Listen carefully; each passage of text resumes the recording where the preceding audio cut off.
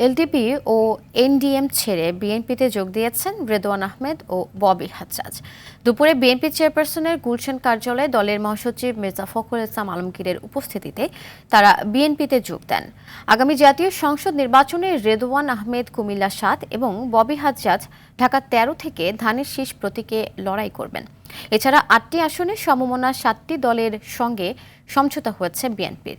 সেসব আসনে কোনো প্রার্থী দেবে না দলটি। মির্জা ফখরুল ইসলাম আলমগীর সংবাদ সম্মেলনে আসন সমঝোতার কথা তুলে ধরেন।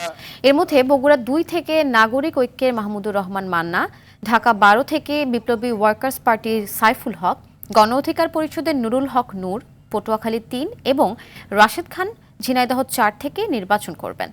এছাড়া পিরোজপুর ১ থেকে কাজী জাফর প্রতিষ্ঠিত জাতীয় পার্টি থেকে মোস্তফা কামাল হায়দার, ব্রাহ্মণবাড়িয়া ৬ থেকে গণসংহতি আন্দোলনের জুনায়েদ সাকি, নড়াইল ২ থেকে এনপিপির ফরিদুজ্জামান ফরহাদ এবং যশোর ৫ থেকে ইসলামী ঐক্যজোটের মুফতি রশিদ বিন ওয়াক্কাস প্রতিদ্বন্দ্বিতা করবেন।